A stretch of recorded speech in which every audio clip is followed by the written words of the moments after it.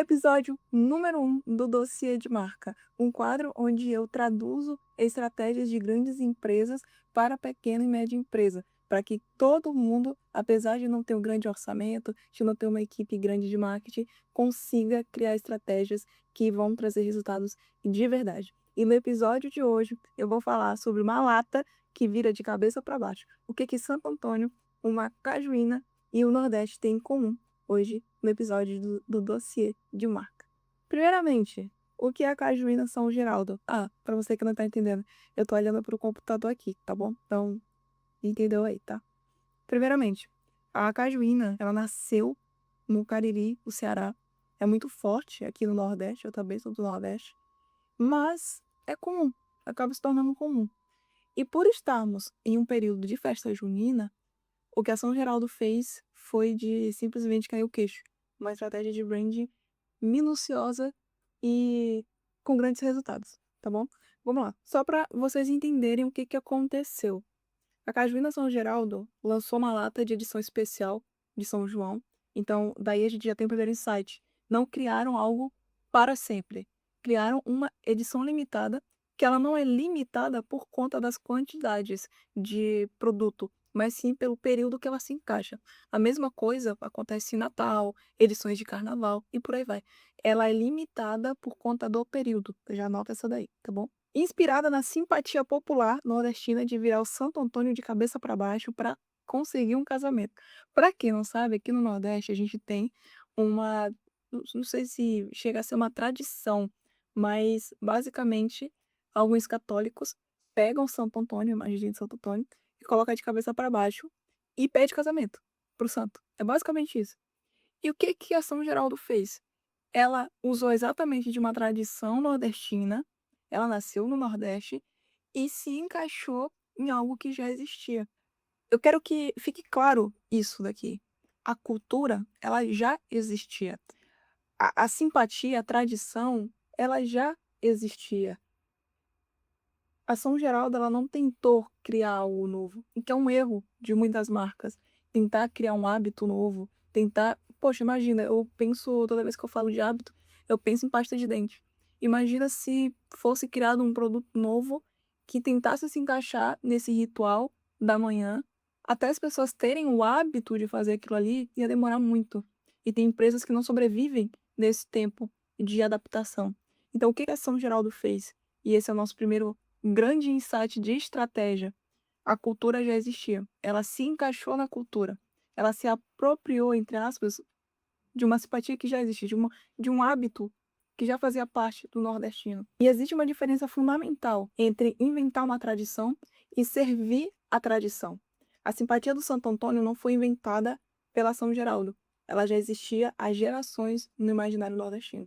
A marca não criou um ritual. Ela criou um objeto que permitisse praticá-lo. É aqui que mora a estratégia da lata. A lata ela não veio para criar algo novo, mas para servir algo que já existia, como se a São Geraldo criasse uma nova forma de fazer aquilo que comumente já era feito aqui no Nordeste. Entrar na cultura existente é autenticidade.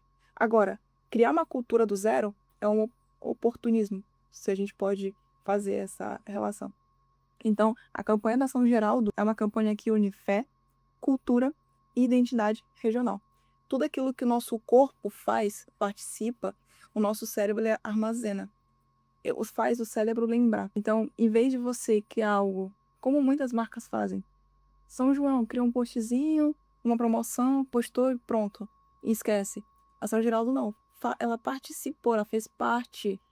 As pessoas tiveram que pegar a lata, tiveram que virar de cabeça para baixo. O corpo fez, o cérebro armazenou.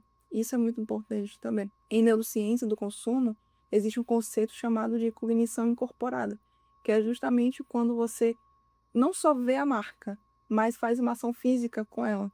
A memória fica muito mais forte. Você não lembrou da São Geraldo porque viu um anúncio. Você lembrou porque virou a lata com as próprias mãos, fez a simpatia e talvez riu com alguém ali do lado. Eu lembro de um projeto de marca que foi criado aqui, da iVip, onde basicamente a gente fez o cliente participar do unboxing, tinha um QR Code na caixa, na própria caixa. Então o cliente tinha que ir, ler o QR Code, assistir o vídeo, porque foi enviado um vídeo, foi subido, né, linkado um vídeo no QR Code. E as pessoas tiveram essa outra fase da experiência, onde elas estão na experiência. E o que a São Geraldo fez foi basicamente transformar o significado de um produto que já era comum aqui no Nordeste. Então, se você acha que só pelo fato de você vender o mesmo produto que outras empresas, isso impossibilita o seu crescimento, você está fazendo errado. O que você tem que fazer agora é não tentar mudar todo o custo do produto, mas o que estiver em volta do produto. A São Geraldo fez com a embalagem. E a grande pergunta é, como você faz para replicar isso? Nosso dossiê é dividido em 3 partes. A primeira a gente já passou, que é explicando o contexto da estratégia. A segunda é a estratégia em si. E a terceira é como que a gente replica isso para pequenas e médias empresas, tá? Você primeiro vai responder 3 perguntas. A primeira é, que ritual ou crença o seu cliente já pratica e o seu produto ainda não faz parte? Aqui é importante você olhar para um conceito regional também.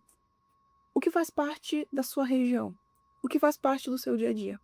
O que faz parte para o universo do seu cliente? Vou dar um exemplo. Está sendo construído, nesse momento, a marca da Easy. A Easy, se ela se portasse como outra, seria só uma loja de relógios de alta performance, a Mini, por aí vai. Mas nós criamos um movimento, esse movimento tem uma marca e, consequentemente, vende o relógio. Então, o relógio, ele se torna um símbolo de confirmação, de acordo com a nossa estratégia, e não o produto, o ponto final da marca, tá? Então, se eu fosse pensar na Eismo hoje, o que faz parte do mundo do atleta? O que ele gosta de fazer? O que para ele é um evento super importante para ele assistir, para ele acompanhar, para ele ir onde que ele gosta de estar? Quero que você pense no seu mundo físico e no mundo do seu cliente, que ele valoriza também. O seu produto tem algo que o cliente quer mostrar antes de usar? Se não, por que não? Aqui eu estou falando sobre a embalagem. A embalagem da São Geraldo, venhamos e convenhamos, é linda.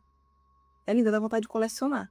Inclusive, se tivesse outras edições, porque aqui a estratégia foi realmente brincar com a simpatia do Santo Antônio. Mas se tivesse outras edições de Santos, né? Acho que ficaria bem legal para quem gosta, até mesmo só pelo fato de ser bonita a embalagem, faz muito sentido ser colecionável. Então a pergunta que eu faço é: a sua embalagem, e quando eu digo embalagem não só física, mas tudo que está em volta do seu produto, faz o cliente tirar uma foto e postar, marcar você? Faz o cliente querer vivenciar aquela experiência novamente? Se não, tem um outro ponto para a gente ajustar aí.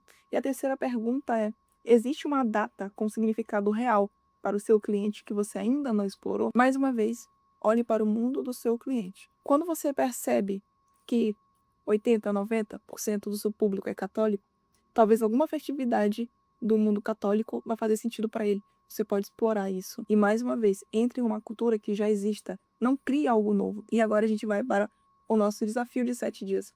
Porque não adianta eu vir aqui mostrar, dar palco para uma estratégia e não transformar isso de uma forma prática para você.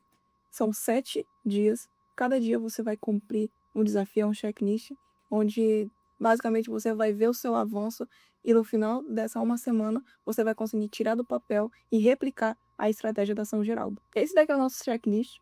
Para você ter acesso, tem um link aqui embaixo, então você consegue baixar ele e ir marcando, imprimir e marcar. Vai ser uma honra ver o seu stories lá postando que está cumprindo esse checklist, mas eu vou dar uma passada aqui só para a gente conversar um pouquinho, tá? No primeiro dia você vai listar 3 rituais culturais que o seu cliente pratica, sem relação com o seu produto. A gente já conversou sobre isso. No dia 2, você vai escolher qual desses 3 é o mais forte e vai mapear quando é mais intenso emocionalmente.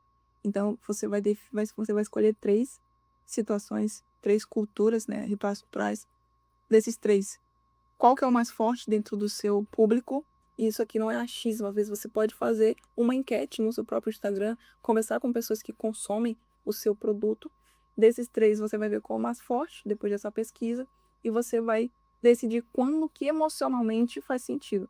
Eu posso criar uma data de São João no Natal? Eu posso. Mas quando que faz mais sentido? No São João. Então a gente tem que prestar essa atençãozinha aí. pense como seu produto poderia fazer parte desse ritual, não patrocinar, participar. A mesma coisa que a Ação Geral fez. Então, vou trazer novamente o exemplo da ESA. Ela pode fazer parte de uma corrida? Pode. Patrocinar? Pode. Mas ela pode participar dessa corrida de alguma forma. E aí a gente tem as ativações de marcas, mas que é um assunto para um outro vídeo. Se quiser, comenta aí que eu faço vídeo sobre isso também. Pense como seu produto, esse aqui já foi, né? O dia 4. Esboce a versão mínima, o menor objeto que comunique esse pertencimento. E aí você já vai começar a praticar isso dentro do seu produto. Olha para o seu produto, como que você pode fazer isso de uma forma rápida e óbvio que não gaste tanto. Pode ser uma embalagem, um cartão, um vídeo. Aqui a gente vai começar a esboçar algumas possibilidades. Teste com 3 clientes. Eles entenderam sem explicação?